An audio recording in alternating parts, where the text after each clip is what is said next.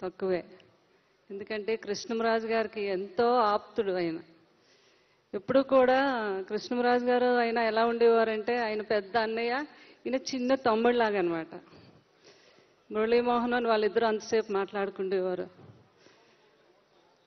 వారిద్దరూ కూడా అద్భుతమైన సినిమాలు చేశారు. ఒకటి మన ఊరి పాండవులు, ఇంకొకటి అమరదీపం.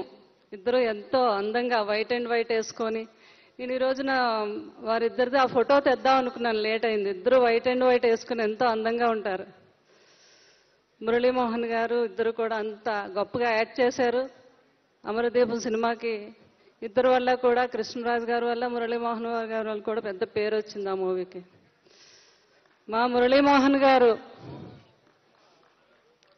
గురించి ఎంత చెప్పినా తక్కువే. వారికి మురళీమోహన్ గారు ఎప్పుడు కృష్ణరాజు గారు అన్నారు, ఏంటి మురళీమోహన్ ఎప్పుడు నీకు ఇంకా వయసు పెరగదా, రోజు రోజుకి అలా చిన్నోడు అయిపోతున్నావు, ఇదంతా నీ గొప్పతనం కాదులే, ఇదంతా వెనకాతల నీ వైపు నిన్ను అంతలా చూసుకుంటుంది కాబట్టి నువ్వు అంత చిన్నపిల్లాడిలాగా ఉన్నావు అనేవారు. సో మా కృష్ణరాజు గారు అంత అన్నట్టుగా మా మురళీమోహన్ గారు అలా ఉండటానికి కారణం వారు మిసెస్, వారు కోడలు రూప, కొడుకు వెనకాతలు ఇంత ఫ్యామిలీ ఎంతో గొప్పగా ఎంతో ప్రేమగా ఆయన చూసుకోవటం కూడా మా మురళీమోహన్ గారు అంతా యంగా ఉండడానికి కారణం వారి కుటుంబం. వెనకాతలు అందరూ మా సినిమా కుటుంబం, అందరినీ కూడా ఆయన మంచి కోరుకుంటాం. ఆయన సినిమా రంగంలోని రాజకీయ రంగంలో, వ్యాపార రంగంలో కూడా ఎంతో ఆదర్శం అందరికీ. అట్లాంటి మా మురళీమోహన్ గారు ఈరోజు కృష్ణరాజు గారు ఉంటే ఎంతో ఆనందిద్దరు. ఇప్పుడు కూడా అక్కడి నుంచి ఆయన బ్లెస్సింగ్స్ వారి ఫ్యామిలీకి ఎప్పుడూ ఉంటాయి.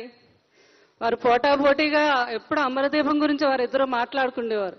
కృష్ణరాజు గారు ఆ సినిమాలో తమ్ముడు గురించి, తమ్ముడికి ఒక అమ్మాయితో సంబంధం ఉంది, అమ్మాయి వదలట్లేదు అని అమ్మాయికి వెళ్ళి ఒక వార్నింగ్ ఇస్తారు. అమ్మాయి పేరు అందులో ఆశ.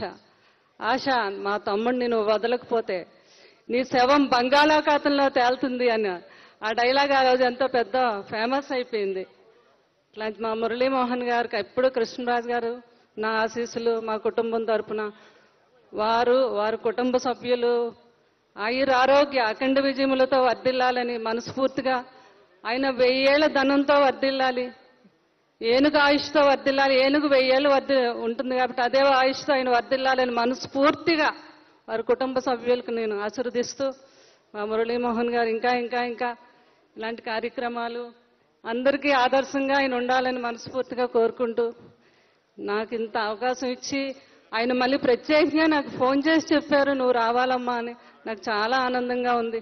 నువ్వు వస్తే నాకు కృష్ణరాజు గారు వచ్చినంత ఆనందంగా ఉంటుంది అనటం ఆయన యొక్క గొప్పతనం.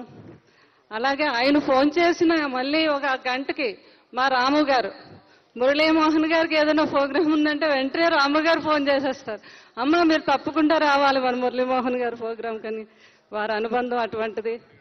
సో వారి పిల్లలకి, వారి కోడలకి, వారి మనవలకి అందరికీ హృదయపూర్వకంగా ఆశీర్వదిస్తూ సెలవు తీసుకుంటున్నాను. Thank you. చాలా థ్యాంక్స్ అమ్మా. సో మా ప్రదీప్ గారికి, మా బాలాదత్కి కూడా ఎంత బాగా ప్రోగ్రామ్ ఆర్గనైజ్ చేశారు కాబట్టి వారికి కూడా నా ఆశీస్సులు అందిస్తున్నాను. చాలా చాలా థ్యాంక్స్ అమ్మా, చాలా థ్యాంక్స్.